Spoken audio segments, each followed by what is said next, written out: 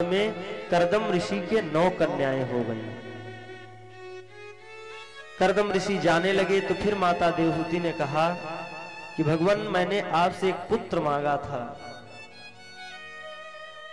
पुनः कुछ दिन कर्दम ऋषि रुके और अब की बार कर्दम ऋषि के यहाँ माता देवहूति के यहाँ भगवान कपिल देव का आगमन हुआ। बोले कपिल भगवान की जय हो। यही कपिल भगवान सांख्य योग के प्रवर्तक कहे गए। 9 अपने कन्याओं का विवाह कर्दम ऋषि ने ऋषियों से, समस्त ऋषियों से कर दिया और पुनः वन में भजन के लिए चले गए। एक दिन माता देवहूति ने भगवान कपिल को, क्योंकि माता देवहूति जानती थी कि ये कपिल जो हमारे पुत्र हैं ये साक्षात भगवान के अवतार हैं, एक दिन उनको आसन पर बैठाया, उनका पूजन करने लगी। कपिल भगवान ने कहा, मां ये क्या कर रही है?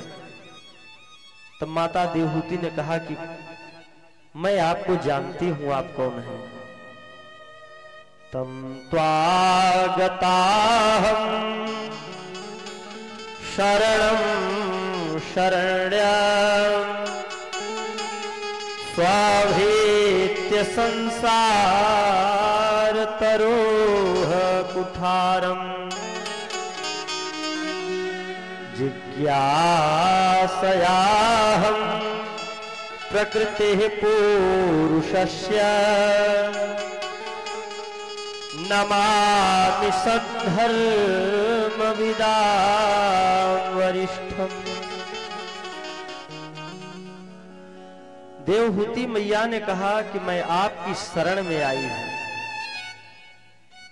आप कृपा करके मुझे ये बताइए, मैंने अपने पति के साथ में बहुत वर्षों तक, अनंत वर्षों तक सुख भोगा, अब मेरा इंद्रिय विषयों से मन खिन्न हो चुका है, लेकिन अभी भी मुझे ये लगता है कि कुछ रह गया है, मेरे अंदर पूर्णता नहीं आ पा रही है। ऐसा लगता है कि कुछ ना कुछ अभी रह चुका है, रह गया है जो मैंने नहीं किया। भगवान कपिल ने कहा, मां आप पूर्ण से जुड़ी ही नहीं है तो पूर्णता कहां से आएगी? जब तक आप पूर्ण से नहीं जुड़ेंगी तब तक आपके जीवन में पूर्णता नहीं आ सकती।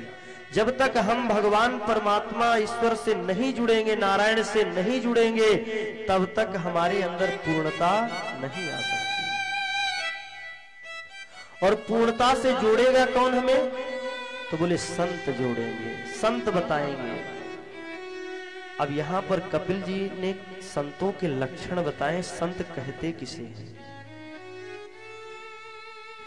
तितिक्षवः कारुणिकाः सुहृदः सर्वदेहिनां अजातशत्रवः शान्ताः साधवः साधुभूषणाः।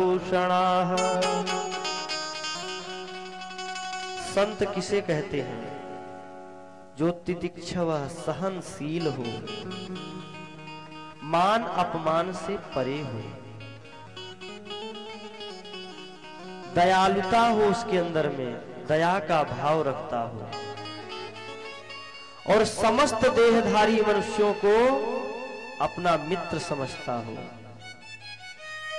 उसका कोई भी शत्रु न हो, शांत हृदय हो और सबके कल्याण की कामना करता हो। क्योंकि देखिए, दुष्ट व्यक्ति जो होता है, जो साधु हृदय नहीं है, वो दूसरे के उत्कर्ष से उसके अंदर जलन उत्पन्न होती है। अगर कोई बढ़ रहा है तो उसके अंदर पीड़ा होती है, वो अपने दुख से दुखी नहीं है, दूसरे के सुख से दुखी है। और अगर जो साधु हृदय होता है, अगर कोई अच्छा काम कर रहा है, कोई बढ़ रहा है, तो यही कहता है भगवान कल्याण करे, भगवान की कृपा से ऐसे ही बढ़ते रहे। इसीलिए कहा है साधु ते होई न कारज हानि। साधु अगर मिल गया तो कभी भी हमारे कार्य में बाधा नहीं आ सकती। इसीलिए कहते हैं सदा सर्वदा हमें संतों से जुड़े रहना चाहिए। अगर संतों से जुड़े रहेंगे तो हमारा जीवन सुंदर हो जाएगा। भगवान कपिल ने माता देवहूति को संतों के लक्षण बताए, संतों की महिमा बताई। फिर माता देवहूति को अष्टांग योग का ज्ञान प्रदान किया। यम नियम आसन प्राणायाम प्रत्याहार धारणा ध्यान समाधि। यम का मतलब है इसमें निवृत्ति, अहिंसा, सत्य, आस्तेय, ब्रह्मचर्य, अपरिग्रह। इस प्रकार से 8 प्रकार से अष्टांग योग की समस्त विधि का वर्णन किया। माता देवहूति ध्यान योग में लग करके भगवान का भजन करने लगे। माता देवहूति ने एक प्रश्न और किया कि प्रभु आपके भक्त कितने प्रकार के होते हैं, कौन कौन से भक्त किस किस प्रकार के होते हैं, इसका भी वर्णन कर दीजिए। भगवान कपिल ने कहा कि जो सिर्फ और सिर्फ मंदिर में ही भगवान को देखता है वह मेरा एकदम मध्यम कनिष्ठ जिसको कहते हैं वो पुजारी है। और जो मंदिर के साथ साथ साधु और संतों में भी पूजन मुझे देखता है, उसमें भी उनके अंदर भी मेरा भाव करता है, वह दूसरे नंबर का है। तीसरे नंबर का कौन भक्त है भगवान का? जो केवल और केवल मंदिर में ही भगवान को देखता है। और दूसरे नंबर का कौन है? बोले जो मंदिर के साथ साथ साधु संतों में भी भगवान को देखता है। और पहले नंबर का कौन है? जो 1 नंबर का भक्त है भगवान का। तो बोले जो 1 नंबर का भक्त है, अहम सर्वभूतेषु भूतात्मावस्थितः सदा तमवज्ञाय मां मर्त्यः कुरुतेर्चा विडंबना। जो सभी प्राणियों में, चराचर जीवों में, पशु पक्षी जीव जंतु मनुष्य सब में मुझ परमात्मा का ही दर्शन करे। एक महाराष्ट्र के संत थे नामदेव जी। नामदेव जी एक बार भोजन कर रहे थे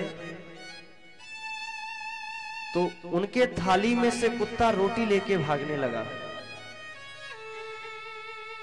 नामदेव जी ने कहा, अरे राम जी घी तो लगाते जाओ, सूखी रोटी काहे को ले जा रहे हो? राम जी घी की कटोरी भी ले जाओ, सूखी रोटी अकेले सूखी सूखी रोटी खाओगे अच्छा नहीं लगेगा। राम जी घी तो ले जाओ। तो इस कहने का मतलब यह है जो समस्त भूत चराचर जगत में भगवान को ही देखता है, भगवान का ही स्वरूप समझता है, वो भगवान का 1 नंबर का भक्त है। इसीलिए गोस्वामी जी कहते हैं, सिया राममय सब जग जानी, करहूं प्रणाम जोरी युग पानी। इस प्रकार से भक्त के लक्षण बताए।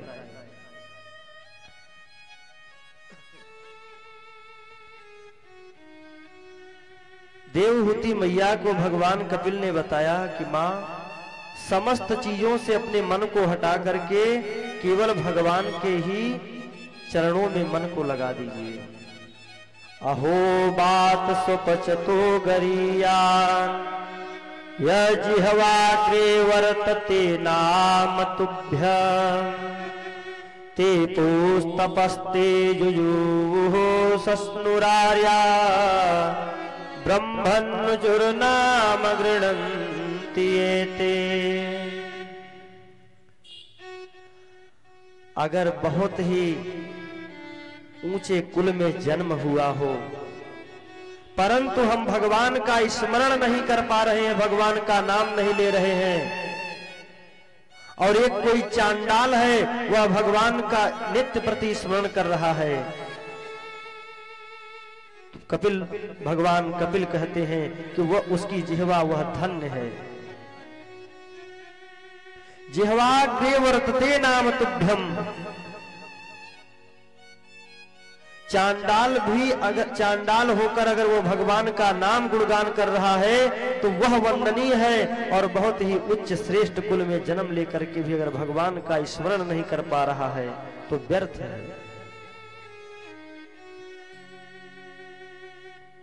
माता देवहूति ने भगवान का नाम स्मरण करते हुए, भजन करते हुए अपने शरीर को ध्यानस्थ होकर के योग बल से तपस्या किया, जिससे उनका शरीर गल करके वही आज नासिक त्र्यंबकेश्वर में गौतमी नदी के रूप में, सरिता के रूप में प्रवाहित हो रहा है। और भगवान कपिल गंगा सागर चले गए।